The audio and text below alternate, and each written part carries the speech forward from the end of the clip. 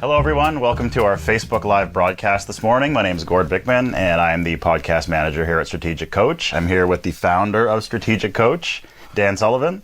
And today we're really happy you're with us because we're going to be talking about podcasting as a wildly effective and also inexpensive marketing tool. So welcome, Dan. Yeah, thank you, Gord. And, I want to put out a kudo to Joe Polish of Genius Network, because about 8 years ago, Joe talked to me and he said, podcasting is where it's going. And Joe is just a genius at marketing, and he's really in touch with, the latest developments, especially those that are assisted by the latest technology. And so we got going, and I found I really liked it. Actually, I kind of went wild, and I said, well, I'll do a podcast with this person, I'll do a podcast with that person, I'll do a podcast. And, I'm a front stage guy, and meanwhile, the backstage was getting very complicated. So a year ago, we went through a really, really careful specifying who could come in and manage all the complexity of our podcasts, and you applied, and it's been fantastic. The last year has just been fantastic. The skill that you brought to us, because you had really, really extensive experience in radio, and actually it's podcasting which is causing radio to totally have to rethink its entire model. Yeah, they've really disrupted the whole space, and a lot of the experts are saying that podcast advertising is actually going to be greater than the advertising on traditional radio. It's going to flip. So if you stick with us throughout the broadcast today, we're going to be talking about podcasting, but more specifically, how podcasting can help you grow your brand, how it can help you bring the right prospects to your company, and how you can turn those prospects into paying clients much more simply than you ever thought possible. Earlier, the segue into Joe Polish is a great place to start, because Joe was the one who introduced you to the medium. And I wanted to ask, did you have any inkling what it was going to be like? Did you think you were just having fun, or did you have some sense of how effective these were going to be to accomplish your goals here at Strategic Coach when you first started? Well, I think, first of all, it took some getting used to, because I didn't really realize the global impact of podcasts, because I'd done a lot of recordings in my life, but these were tape recordings and then cassette recordings and then CD recordings. But it was still, you had to do the sending out, And what surprised me was that, unlike radio, which is restricted basically to regions or local regions, podcasting, the moment that you record, and you can do it live, it just goes global, because it's the internet, what we're taking advantage here of the internet. And actually, Gord, to a certain extent, what we're doing on Facebook Live can be compared to podcasting, because we're the one who chose the time for the Facebook Live, so we were in control of the time when it's going to happen. And some of our podcasts are actually not only audio podcasts, but they're also video podcasts. And so this is kind of similar, but we can do it when we want it. We can send it out when we want it. And so the freedom that you get, and in Strategic Coach right now, the big breakthrough for us in our 30th year. So on November 13th, we celebrate the 30th anniversary of the Strategic Coach workshop program for entrepreneurs, successful, talented, ambitious entrepreneurs. And it's right at this time that we've entered a whole new realm that we call the free zone frontier. And I was thinking about podcasts. Podcasts in the world today is really a free zone frontier. Anyone who's got anything to say, and they have an audience to say it to, at very low cost, I mean, it's almost negligible how much it costs to do this, you can create yourself a global radio station. Yeah. And that's basically what we've done here at Strategic Coach. We currently have 11 shows, and you can find them all at strategicpodcasts.com. And that's a great way to lead us into kind of the meat of what we're going to be talking about here, Dan. So I came up with 5 reasons why podcasts are amazing marketing tools for entrepreneurs. So we can just go through these, and then I'll get your thoughts on some of them, if that makes sense. So you brought this up earlier, but we can sort of dig a little bit deeper into it, is that your message and your story reach prospects globally. And you've had some examples and some instances of people who have heard about Strategic Coach and made some contact and entered the program from some places that we never even thought possible. Yeah, well, I have a really interesting story, and that was with Joe Polish. We have a podcast called 10 Times Talk, and we've been going for 8 years, so we have hundreds of episodes. And we found out after a while, because you can actually find out where people are listening from, that we found out that Joe and I had a real big fan club in Kazakhstan. And apparently there was kind of almost like a club that got together and listened to 10 Times Talk, and then they would talk through. So the thing is that you're constantly surprised by who is listening to your podcast. But the one that you're talking about that really surprised me. So our clients for Strategic Coach increasingly come from all over the world. So last Friday, and I was in Chicago. We have a program that we do in Chicago, and we had someone from Singapore, we had someone from Budapest, Hungary, and we had someone from Santiago, Chile. Generally speaking, the ones who come from a long way, their first contact with us is really a podcast. And they hear a podcast. And then the neat thing about podcasts is that you may be doing your 50th episode of the podcast, but when someone comes across it, every podcast you did is brand new to them. So podcasts are always brand new to the person who is just experiencing it. It's not like last year's radio program. And usually they'll reflect what's going on, in the news or anything like that, and they're dated, so it's not interesting listening to old radio broadcasts. But podcasts, which are usually, it's about a particular topic. You can very narrowly focus it. But I had 3 entrepreneurs who found out that they lived within 20 miles of each other in Mumbai in India, and they met at the Strategic Coach program, and each of them discovered that they had come across Strategic Coach by listening to the podcast. I have another one with Peter Diamandis, which is called Exponential Wisdom about Technology. So one of them had come through that podcast. The other 2 came from my podcast with Joe Polish. And I was just sitting there, and I said, "Man, what a world!" You just can put out messages to like-minded people, and like-minded people, they form a community, so you can form a community this way. And this is just the greatest kind of marketing in the world. And as it turns out, sales. We're going to take our first question from Facebook now. We see that they're rolling in. So, Suvi? Brian wants to know, do you have to have interviews on your podcast in order for them to be successful, or can you use your own content? Both ways, because I have Strategic Coach. We have 4 podcasts in the top 100 marketing and business podcasts on iTunes, and 3 of them are where I'm interviewing. So I have Peter Diamandis, I have Joe Polish, and then we have one called Inside Strategic Coach with Shannon Waller. But I have another one called Mindset Multiplier, and Multiplier Mindset. I gotta know what I'm actually doing here. But you see here, I just made a mistake on a podcast, and that's just part of the culture and text on because it's informal. It's informal, but that's one. I just have podcasts that might be 5 minutes long or 8 minutes long. The podcast that Gord and I have, where we really go in depth.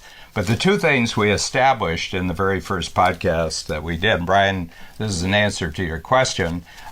First of all, you have to have really something to say to somebody out there. So, you have to be confident that you have something really good and really valuable to say. That's the first thing. And the other thing is that you have to actually like the people that you're sending. Speaking to. You can't send bad messages out. You just won't attract an audience. You have to be a good person, and you're a good person. I'm a good person. But we have a lot to say about this, and we know that there's a lot of people out there that they would really like to know what we're discovering, because we're actually pioneering. Everybody in the podcast world is pioneering, and they're charting out new territory. And you just returned from Orlando, where the big podcast conference, and you could really see how much these are the early days, and people are charting out whole new territories in this world. Yeah. But if you've got something and you want to talk about it. Now, Brian, I will tell you one thing, and Gord, I think you'll probably back this up. If you read it, they won't be interested, okay? But if you can just talk to the talk as if someone is listening in a normal conversation, that'll be much more interesting than if you read it. It's all improv, and the answer is always yes. Yeah. So thanks for your question, Brian. I hope we answered it sufficiently. And We're going to move on to the second point of why podcasting are fantastic marketing tools. And Dan, this brings in one of the newest coach concepts here of who, not how. So it's not as hard as you think to get started. And we get a lot of questions from coach clients and people who are just trying to get into the space. And they say, well, how do I do this? How do I set up the studio? How do I? And then the concept of who, not how has been transformative for you in taking this network from its infancy of one show with Joe Polish to the 11 that we have now. So if you could start off with the concept of who, not how, and then how you use that to build the network by finding the who's to do the hows and fill in all the blanks of the things that you didn't know how to do. Yeah, and what I would say, and a lot of people who are very interested in the podcast world, they have a business, they have a product that they're really passionate about, and they already have a network of customers or prospects. So my feeling is that your first audience, you would just direct the podcast out specifically to the audience you already have, and then be open to the feedback, both where people say, I would really like you to hear more about this topic. And basically, it's a relationship with the world. So I always consider myself 50% of the partnership, and the audience is the other 50%. And they will provide me with ideas. And they say, I didn't think you really did this really clearly. And that's really good for me, because I'll say, well, if it was clear, how would I have approached it? And then they're in a teaching position to me. So I'm both someone who's ahead of them, but then I'm getting the feedback from the audience. So I love this interactivity, and it's happening right now, as it's happening right here on Facebook Live. You got to be open to other people having creative ideas for you, and then they start feeding you creative ideas. But you have to be the first out.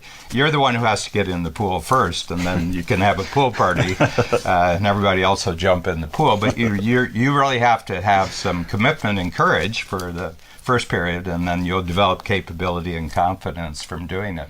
The secret to any new thing is you have to be committed to doing it, to go through the early nervousness and the early discomfort of doing it. And so that's courage, and then capability will develop, and then you'll become more confident. Back to the viewer questions. We have one more. Suvi? Nicole would like to know, where else do you publish your podcast? iTunes, your website? I can take that one. Yeah. So we have a homepage, obviously, strategicpodcasts.com, and that is where all of our shows live. That is our network page. And then we publish anywhere that you get your audio. We are on iTunes, we are on Google Podcasts, we are on Stitcher, we are on Spotify, we are on iHeartRadio. Essentially, there are a lot of podcast players right now, and it may get a little confusing because it seems like there's millions of places to go and get them, and that's true. But if you are publishing a show, a lot of these players will actually pull directly from iTunes. iTunes is sort of the beast in the space. So if you publish to iTunes, which probably 80% of the traffic globally right now comes from iTunes. Google, you would think they're a little bit bigger than they are, but they're not.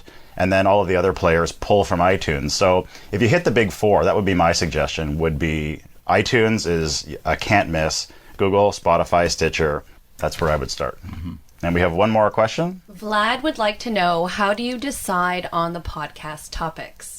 This leads very beautifully into a discussion of the impact filter, Dan, and how you use that to structure your shows. So could you let people know a little bit of the history of the impact filter and how you use that to make sure that everyone's on the same page before you go into the studio? This is a impact filter that Gord did to set up the show, because he's the host of the show. This is a tool that we have in Strategic Coach. And actually, one of the books that we have in our series is called The Extraordinary Impact Filter, because this is the way to set up any project. And if you want to set up a project and get other people's teamwork, I always create this document. But basically, you say, well, this is the project, and the purpose is to tell our audience today about podcasts. And the importance is because this is probably the fastest growing communication platform in the world right now. And then the ideal outcome is that everybody who tunes in just gets a lot out of this, and it sparks their interest to go much further with podcasts. Mm-hmm. And then we say, what's the best can happen? You know, you and I are just the highlight of everybody's day today. You know, everybody, geez, those two, I don't know if I can even work the rest of the day. I'm just so charged up by what. The worst can be saying, gee, is there something on the other channel? And I hope this doesn't last too much longer. And so you kind of talk about just what you want. And in that part of the impact filter, I'm just selling myself on the project before I get anyone else involved.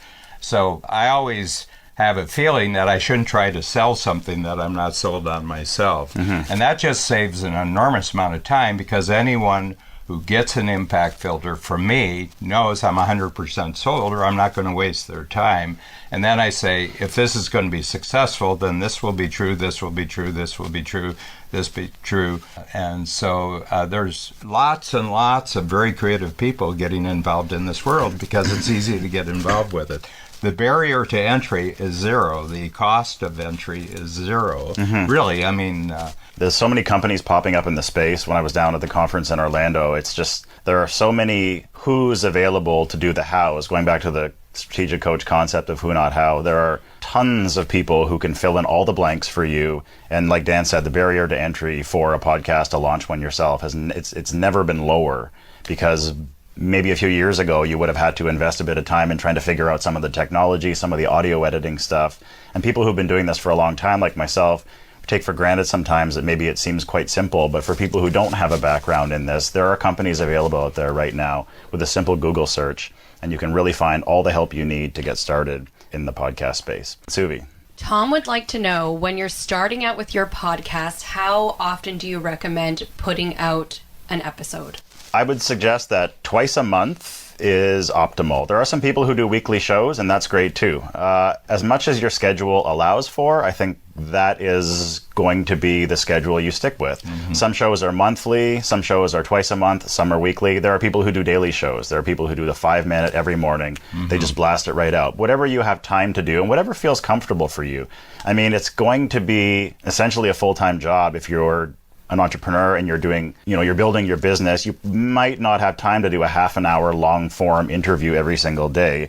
But to put them out as consistently as you possibly can, I don't recommend waiting more than, 5 weeks, 6 weeks. Yeah. That's getting a little long, because one of the things we've learned when you really dig into the data is if you go long stretches of time without publishing anything, there's only so much real estate on your device. And if you see that there's a show that hasn't had an update in months upon months, well, someone's going to tell you about a new show, and that's going to take the space of the show that hasn't been updated in a while. Consistency is the key. If you do a monthly show, and that's the agreement that you've made with your audience, and they expect a show every month, then that's fine. They're going to expect that every month I'm going to get an episode of this show. If it's bi-weekly, that's fine too. But consistency is the key. Just make sure that the agreement that you make with your audience stays true throughout the duration of the show as it's being published. Yeah. Well, the other thing is a crucial part of my development of my business, and I just treat it like I do, what are the things that I continually do on a regular basis in my business, and I said this is just going to be the next thing. I do workshops, I write books, I do videos, and everything else, and I just consider it part of my business schedule. And I have to tell you, the learning that I had to do. I was born in 1944, and this is a different world.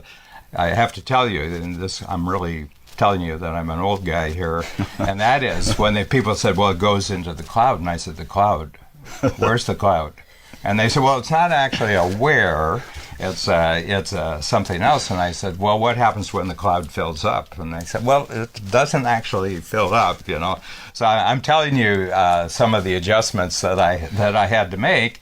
But then you begin to realize that I'm just talking to friends. I just consider it that I have friends, and I'm going to keep them up to date with my latest thinking, and I'm going to get feedback from them because, there's questions that we won't get to because we're shooting for about 30 minutes here. So, but we'll look at the questions and say, gee, that's a really interesting question, or, an observation, and it's a learning process. So I always feel that as long as I have this regular pattern, it's going to be reciprocal, and I'm going to come up with new ideas, and other people are going to give me new ideas. And further to the cloud doesn't exist. It's just somebody else's computer.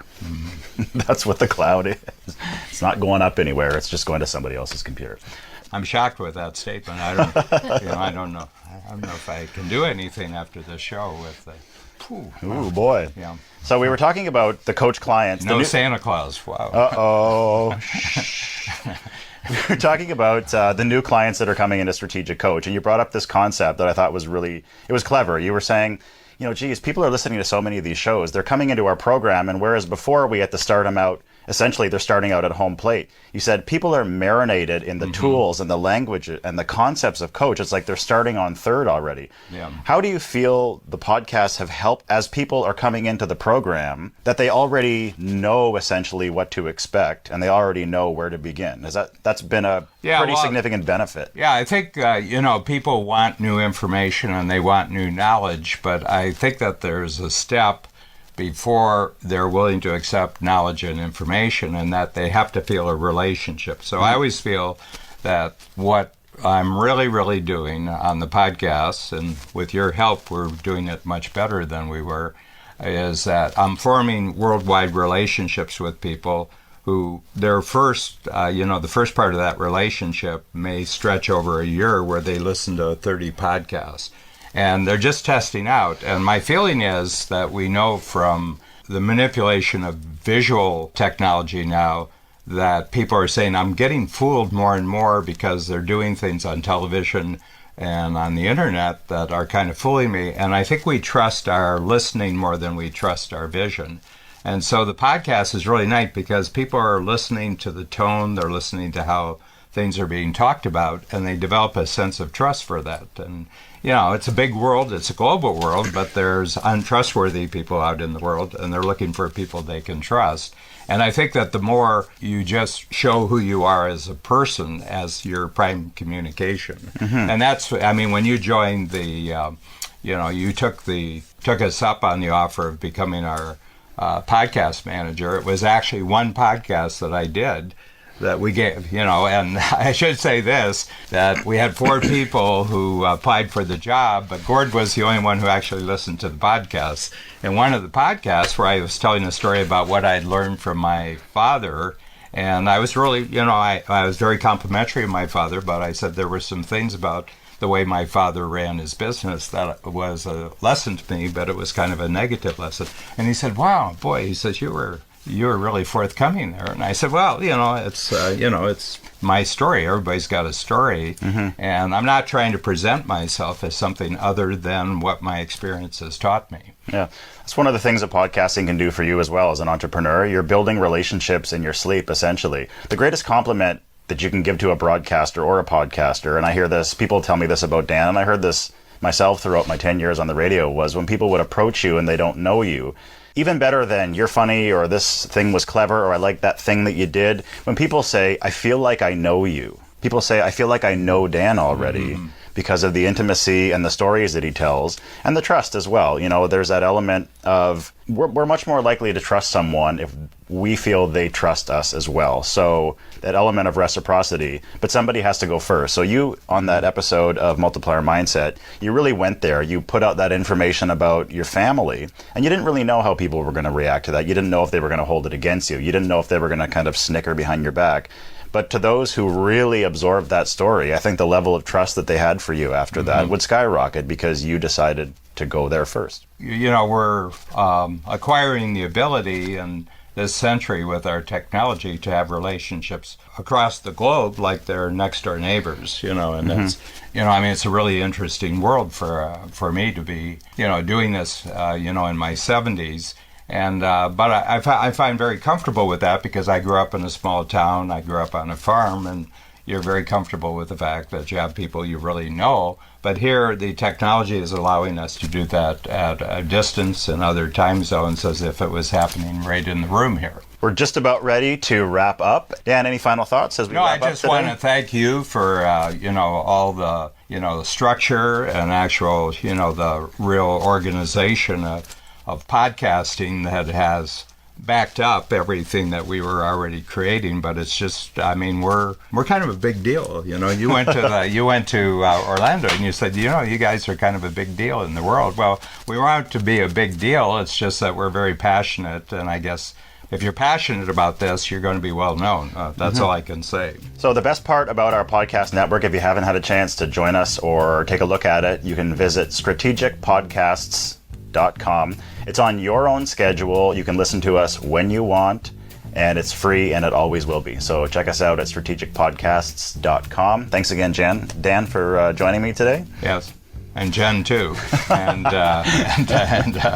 no, I really appreciate it, and you know, I hope you know, we get some podcasting careers launched out of what we've shared this morning. Me too. That would be a lot of fun.